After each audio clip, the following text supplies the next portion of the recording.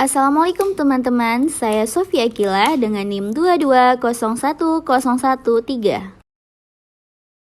Dan saya Zakiatur Rahmi dengan NIM 2202010002. Dan saya Fatia Zara dengan NIM 2202010001. Assalamualaikum warahmatullahi wabarakatuh.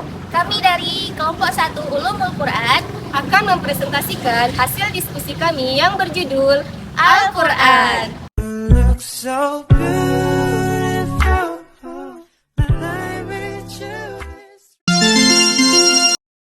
Al-Quran merupakan kitab suci yang diturunkan oleh Allah Subhanahu wa taala pada Nabi Muhammad SAW yang diturunkan secara berangsur-angsur melalui perantara malaikat Jibril. Dan ayat-ayat yang ada di dalam Al-Quran itu menggunakan bahasa Arab. Susunan-susunan kalimatnya mengandung nilai sastra yang sangat sempurna. Kata Al-Quran berasal dari kata qira'a yang artinya membaca, mengumpulkan, dan menggabungkan. Maksudnya yaitu menggabungkan huruf-huruf dan kata-kata satu dengan yang lainnya. Al-Quran secara bahasa diambil dari kata qira'a, yaqra'u, qira'atan wa qur'anan, yang berarti sesuatu yang dibaca. Nah, arti ini mempunyai makna anjuran kepada umat Islam untuk membaca Al-Quran. Karena membaca Al-Quran dan mengambil nilai-nilai baik di dalam Al-Quran itu adalah sebuah ibadah. Dan juga berupa bentuk masdar dari kata al-qira'atu yang artinya menghimpun dan mengumpulkan. Dikatakan demikian karena Al-Quran merupakan himpunan dari kata-kata, beberapa huruf, dan kalimat secara tertib sehingga tersusun rapi dan benar. Al-Quran menurut istilah adalah firman Allah Subhanahu wa taala yang disampaikan oleh malaikat Jibril dengan redaksi langsung dari Allah Subhanahu wa taala kepada Nabi Muhammad SAW dan yang diterima oleh umat Islam dari generasi ke generasi tanpa ada perubahan.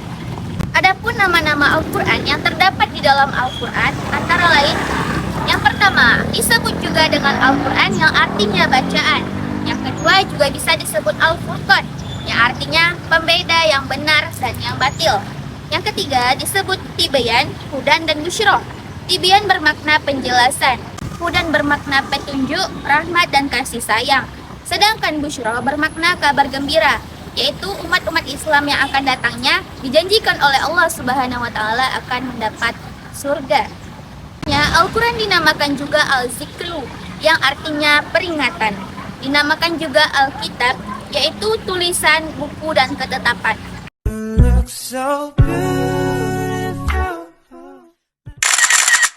Gol! Perbedaan Al-Quran dengan hadis qudsi dan nabawi.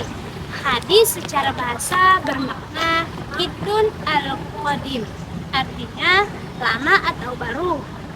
Yang dimaksud dengan hadis secara umum adalah setiap kata-kata yang diucapkan dan dinuklir serta disampaikan oleh manusia.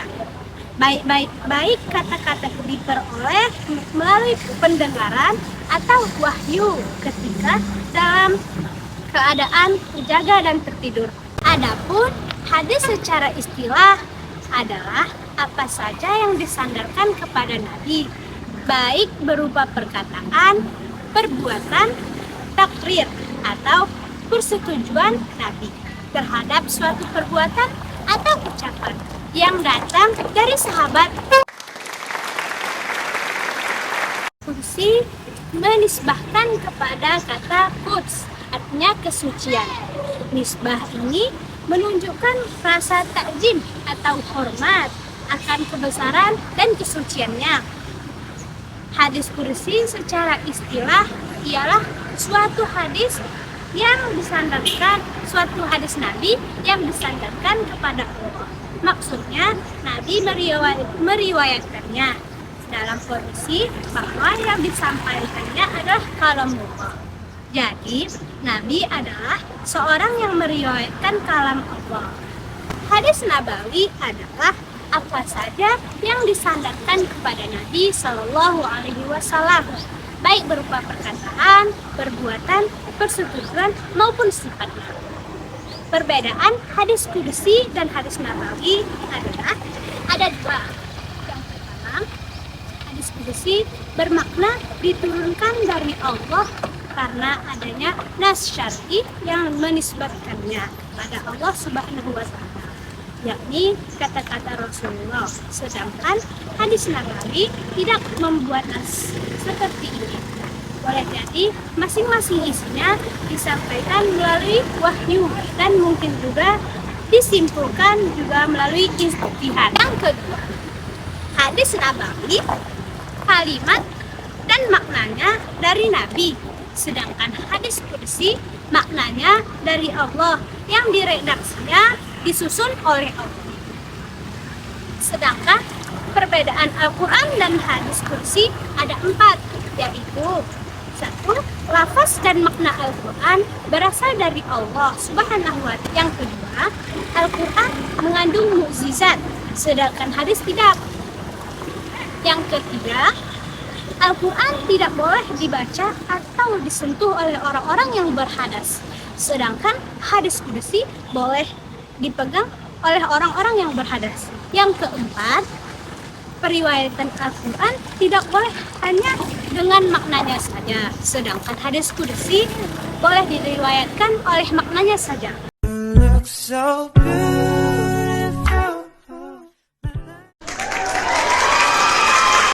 Isi kandungan Al-Quran yang pertama adalah akidah, yakni tauhid atau keyakinan akan keesaan Allah Subhanahu wa Ta'ala. Yang kedua, ibadah dan muamalah.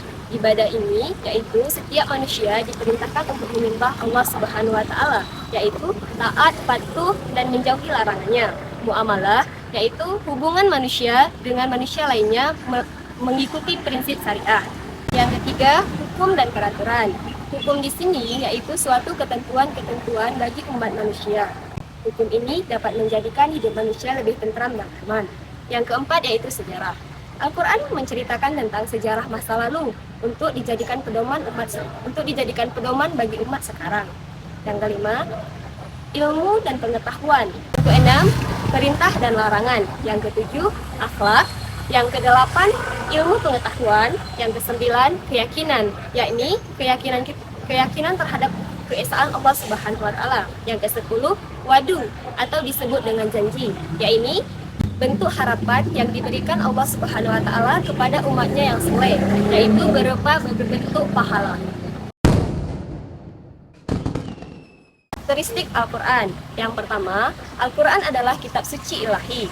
Makna di sini, Al-Quran berasal dari Allah Subhanahu wa Ta'ala, baik secara lafaz maupun makna, yang diwahyukan kepada Nabi Muhammad dengan wahyu al-jali, yaitu wahyu yang jelas. Kedua, Al-Quran adalah kitab suci yang terpelihara keasliannya, yaitu Allah Subhanahu wa Ta'ala yang menjamin pemeliharaan keasliannya tanpa membebankan terhadap seseorang pun. Yang ketiga, Al-Quran adalah kitab suci yang menjadi mukjizat. Yang keempat, Al-Quran adalah kitab suci yang lengkap. Yang kelima, Al-Quran adalah kitab suci seluruh zaman. Makna di sini, kitab suci seluruh zaman yaitu kitab suci bagi seluruh umat manusia. Yang keenam, Al-Quran adalah kitab suci seluruh zaman. Makna Al-Quran, kitab suci seluruh zaman, ia merupakan kitab suci yang abadi. Bukanlah kitab bagi suatu masa tertentu yang kemudian habis masa berlakunya. Dan yang terakhir, Al-Quran adalah kitab suci seluruh umat manusia.